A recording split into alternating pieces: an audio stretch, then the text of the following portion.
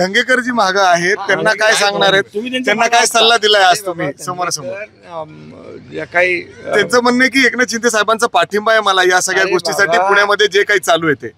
मी त्यांना सांगितलंय महायुतीमध्ये आपल्याला दंगा करायचा नाही. पण ते जे करतायत त्याला पाठिंबा आहे का नाही, बाळासाहेब नाही, तुम्हाला? अरे बाबा, आता तुम्ही सांगितलं ना मी त्यांना की आता तो विषय आता संपला आहे आणि शेवटी बघा काय आहे, त्यांना ज्या काही गोष्टीची माहिती मिळाली त्याच्यावर ते बोलले. आता त्यांना सांगितलेलं आहे मी, शेवटी महायुती आपली आहे, महायुतीच्या माध्यमातून आपल्याला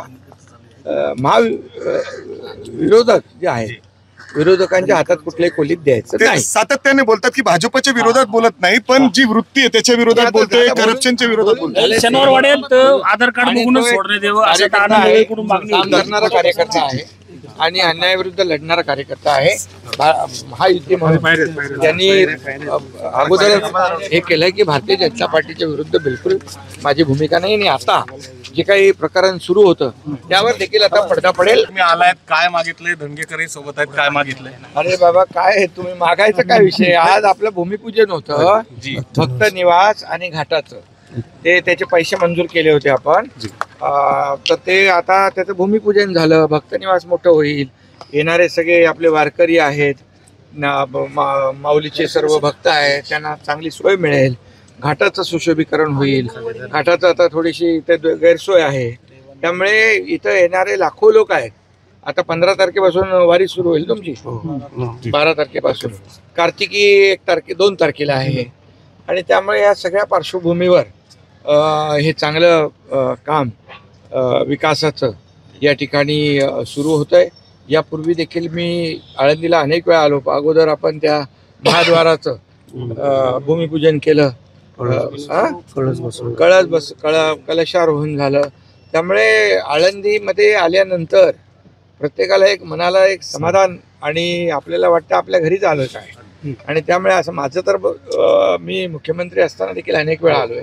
आताही मी या ठिकाणी जेव्हा जेव्हा ही सगळी मंडळी बोलवतात त्यावेळेस मी येतो. आणि आज तर मला आनंद आहे की आज भक्त निवासाचं भूमिपूजन होते. चांगल्या एक दर्जाचं भक्त निवास होईल, चांगला एक दर्जाचा घाट होईल आणि सर्व आपल्या वारकरी बांधवांना त्याची सोयी.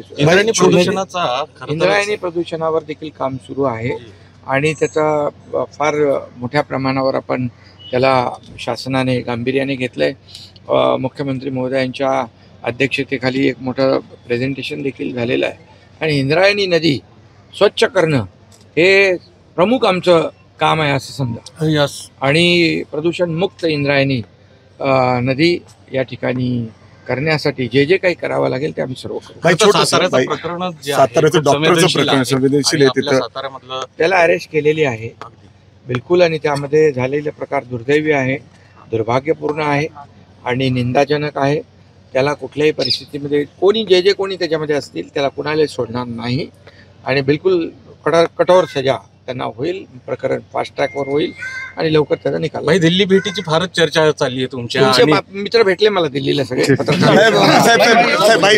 धंगेकर जी मागे आहेत त्यांना काय सांगणार आहेत, त्यांना काय सल्ला दिलाय आज तुम्ही समोरासमोर? काही त्यांचं म्हणणं आहे की एकनाथ शिंदे साहेबांचा पाठिंबा आहे मला या सगळ्या गोष्टीसाठी, पुण्यामध्ये जे काही चालू आहे ते. मी त्यांना सांगितलंय महायुतीमध्ये आपल्याला दंगा करायचा नाही. पण ते जे करतायत त्याला पाठिंबा आहे का बाळासाहेब तुम्हाला? अरे बाबा, आता तुम्ही सांगितलं ना मी त्यांना की आता तो विषय आता संपला आहे आणि शेवटी बघा काय आहे, त्यांना ज्या काही गोष्टीची माहिती मिळाली त्याच्यावर ते बोलले. आता त्यांना सांगितलेलं आहे मी, शेवटी महायुती आपली आहे, महायुतीच्या माध्यमातून आपल्याला विरोधक जे आहेत, विरोधकांच्या हातात कुठल्याही खोलीत द्यायचं नाही. सातत्याने बोलतात की भाजपच्या विरोधात बोलत नाही, पण जी वृत्ती आहे त्याच्या विरोधात बोलतोय, करप्शनच्या विरोधात बोलतोय. शनिवार वाढेल तर आधार कार्ड बघूनच सोडण्यात यावं असं तानाकडून मागणी काम होती. करणारा कार्यकर्ता आहे आणि अन्यायाविरुद्ध लढणारा कार्यकर्ता आहे.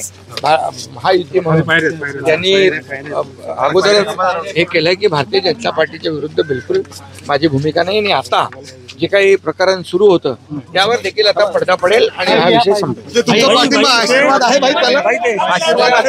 पडदा पडेल आणि हा विषय संपेल. आता काय तुम्ही म्हणजे माझ्या तोंडातून काय